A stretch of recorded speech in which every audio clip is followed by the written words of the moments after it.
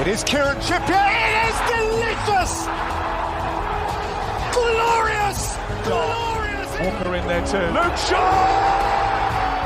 Harry Kane wants it played into him. He chooses Grealish instead. It's Grealish! It's Kane! Nothing like this has happened for a long time. Here's the overhead kick from Kane. Palmer finds Watkins. Watkins turns! Watkins scores!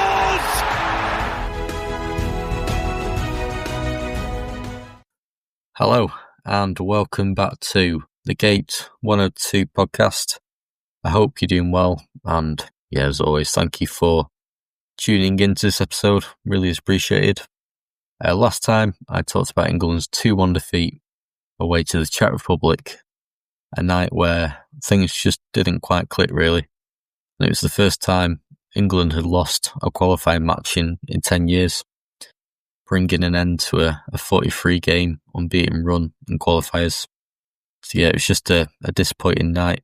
If you haven't listened to that one yet, you can catch it up on whatever podcast player you like.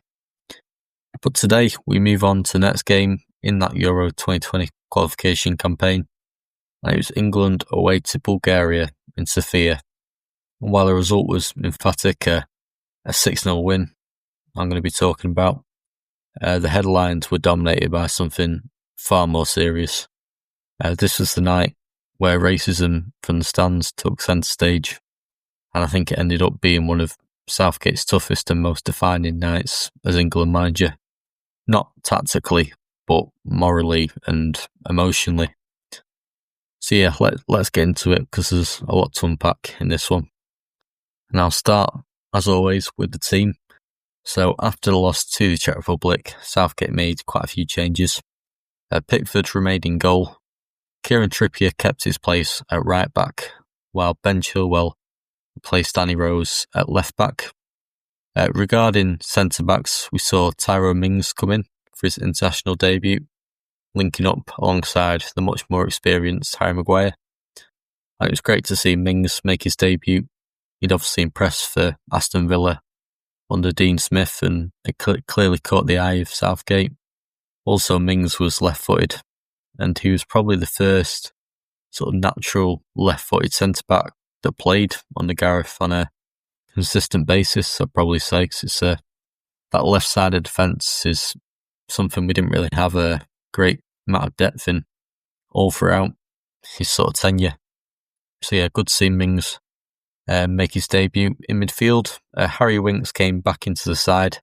He played as the deepest midfielder, replacing Declan Rice. Jordan Henderson kept his place, and Ross Barkley came in to replace Mason Mount in that sort of number 10 role. So I'd say there's a bit more experience in there, which made sense, to be honest, after the struggles in the previous game.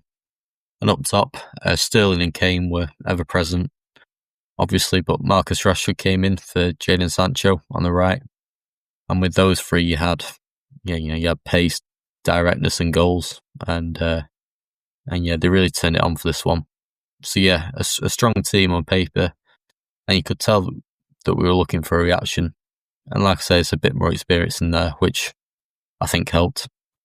But England just got off to a flying start. It took just 7 minutes for England to open the scoring.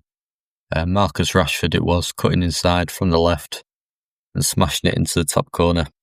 Brilliant solo effort, really, and the kind of finish that reminds you just how explosive he can be when he's confident and playing with a smile on his face. And yeah, 1-0 England, and the sort of negativity from the previous game seemed to fade away quickly. Such a fantastic strike, and once again it was England who got that early goal. And that's something we'd seen them do a lot in this sort of qualification campaign. We've seen them so many times score within the first 10 minutes. But what should have been a routine first half quickly became extremely uncomfortable. Not because of the football, but because of what was going on in the stands. Monkey chants were heard from sections. The Bulgaria crowd, there were Nazi salutes, boos when certain England players touched the ball. And it became clear that this match was going to be overshadowed by something far more serious. The referee stopped the game twice in the first half under UEFA's three-step protocol.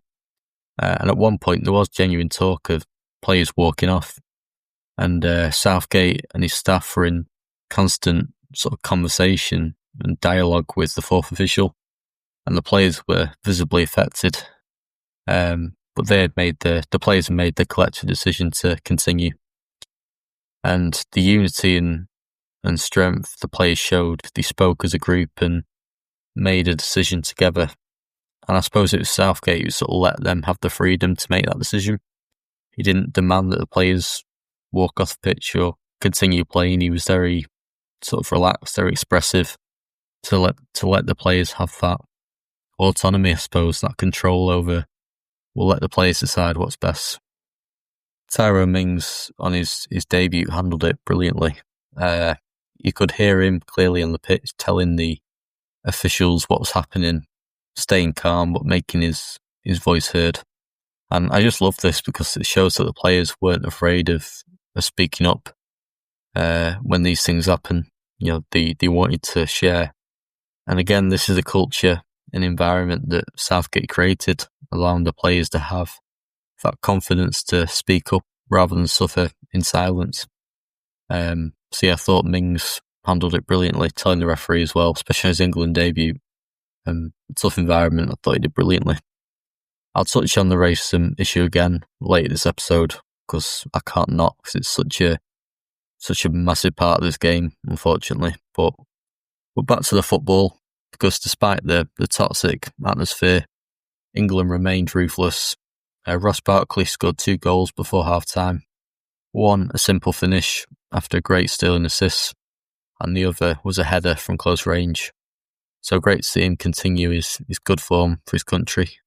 And this actually made it 4 goals in the qualifying campaign already, so yeah, he was in great form. And Raheem Sterling added a 4th goal just before the break after a great move to make it 4-0. And it was great to see him score and just sort of letting the football do the talking, really, as he was one of the players who was being targeted. So it was nice to see him score. And I remember the England fans singing, I can't remember the exact words, I think it was something like, "Who put the ball in the racist net?" Which is them basically calling the opposition fans out for what they did across the game and what was said. So yeah, nice to see Sterling score. And in terms of performance, it was everything the Czech Republic game wasn't really. Clinical, confident, composed. But there was just this dark cloud hanging over it all because of what was going on off the pitch. And that continued in the second half. And to England's credit, it didn't lose focus. Sterling got his second after a great team move. Kane threading it through and Sterling just finishing calmly right in front of those England fans, which was nice. And yeah, once again, it was those 2 players, Sterling and Kane, linking up and just showing how dangerous they could be going forward. And then not long after, Harry Kane got the 6th goal of the game late on. Again, just too strong and too sharp for the Bulgarian back line. And it was funny because Kane missed quite a few chances during the game.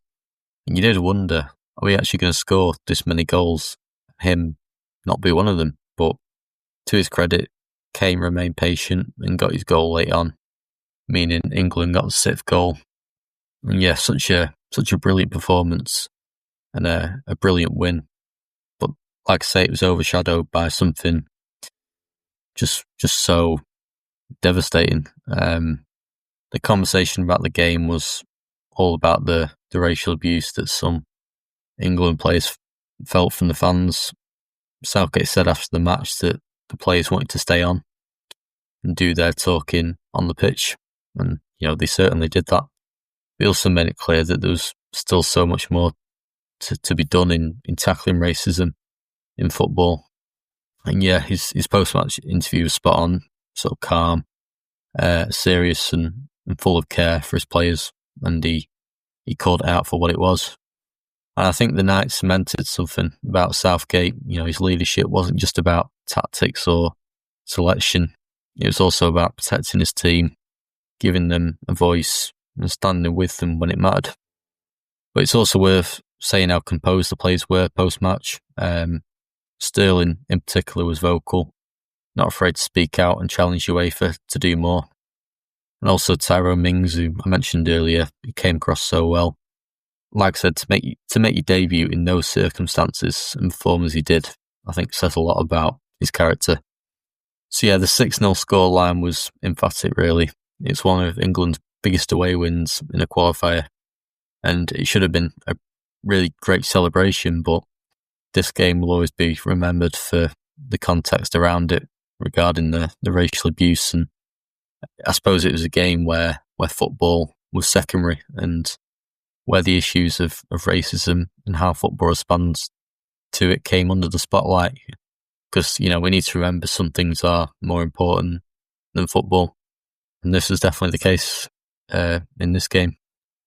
But I think it also showed that this England team wasn't just exciting on the pitch, but they were mature, united, and led by a manager who knew how to guide them through more than just the 90 minutes on a game. So, yeah, England beat Bulgaria 6-0, but they also beat the silence in this game, and that's the biggest takeaway. They didn't suffer in silence, they spoke out about it, they took action, and that's the biggest win from this game. So that's all for this episode. But next time we'll move on to the next qualifier, a less complicated game, back at Wembley, England versus Montenegro. And that one was a special night as it marked the 1,000th game in history of the England senior men team. So lots of history, lots of goals, and a couple of big personal milestones to talk about as well. So yeah, make sure you join me for that next week, England versus Montenegro. So that just leaves me to say, as always, thank you for listening to this episode. I hope you enjoyed it. And yeah, until next time, take care of yourselves. I'll see you soon.